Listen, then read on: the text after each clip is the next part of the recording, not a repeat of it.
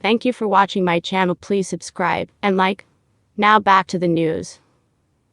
Melania Trump was glaringly absent from her husband's side on Tuesday as he delivered a defiant speech at Mar-a-Lago, condemning the New York prosecutor and judge who presided over his arraignment.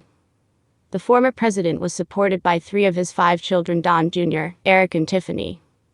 Teenage Barron is rarely seen, and Ivanka Trump, who previously played a pivotal role in her father's political career, announced before Christmas she was playing no part in his new chapter.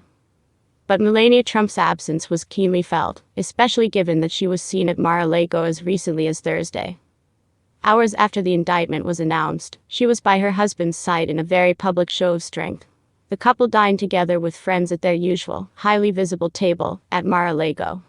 Some speculated that her absence was due to the nature of the indictment, and the fact was connected to allegations he cheated on her with Stormy Daniels and Playboy model Karen McDougal. Before the indictment was announced last week, a source told People that Melania, 52, is leading her own life and still feels happy at Mar-a-Lago, but remains angry and doesn't want to hear about the alleged $130,000 in hush money to Daniels. An insider told the magazine, "They weren't expecting the indictment, but Melania will support him. That's what she does. They are family." Another set her focuses on 17-year-old Barron. She is aware of who her husband is, and keeps her life upbeat with her own family, and a few close friends, one of the insiders added.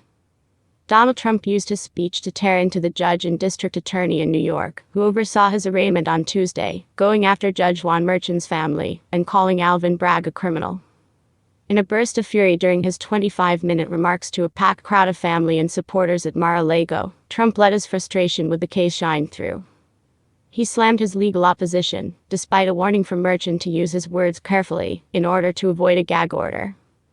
The former president described his foes as a Trump-hating judge with a Trump-hating wife and a family whose daughter worked for Kamala Harris, which drew groans from the crowd. Trump also said the real criminal in the case is Bragg, accusing him of leaking grand jury information. The criminal is the district attorney because he illegally leaked massive amounts of grand jury information for which he should be prosecuted, or at a minimum he should resign, he said, to Cheers. There were some leaks about how many charges Trump would face, and related to What Matters, but the indictment remained sealed until the former president was officially charged on Tuesday. Trump was told he was free to speak, but with some caution about what he could say. Merchan did not slap a gag order on Trump as the former president's lawyers feared may happen, but the judge warned during the arraignment on Tuesday that he could hand down a gag order against the ex-president if he makes social media posts inciting violence. A gag order would prevent Trump and his legal team from discussing the case publicly, which would extend to the defendant's favorite form of communicating with his base, social media. It's unclear if Trump skirted that line in his remarks on Tuesday evening. He went after Judge Merchan's daughter and Bragg's wife in his attacks. Lauren Merchan, the judge's 34-year-old daughter, is partner and president of Authentic Campaigns, a progressive digital firm, and worked on several high-profile Democratic campaigns, including for President Joe Biden. Lauren worked as the director of digital for Kamala Harris's 2020 presidential campaign from February 2019 until December of the same year, according to her LinkedIn. Merchan's firm, Authentic, continued working for Harris and then candidate Joe Biden, after Harris ended her unsuccessful campaign for president and joined Biden's ticket. She concluded her work with the campaign to move to fill the same role at Authentic Campaigns' progressive digital strategies firm. She climbed the ladder over 5 years at the firm and is now partner, president and crew of Authentic Campaigns. Bragg's wife, Jamila Ponton Bragg, had been active on Twitter until recently, posting derisive tweets about Trump. She locked her account after the former president targeted her. In his remarks, Trump tore into the investigations against him, calling them an insult to our country, and he lashed out at prosecutors investigating him, and complained about the probes he faces. "I never thought anything like this could happen in America. The only crime that I've committed is to fearlessly defend our nation from those who seek to destroy it," he said.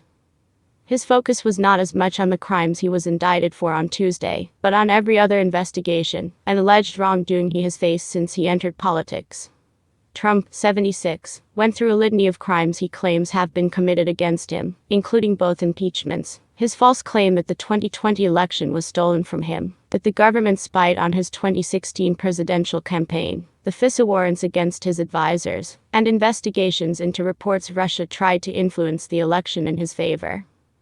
He attacked Bragg, saying the Manhattan district attorney wanted to get him at any cost, and this before he knew anything about me. Trump rambled between topics during his 25-minute speech, moving from his presidential campaign talking points, his accomplishments in the White House, and what he says President Joe Biden did to harm America.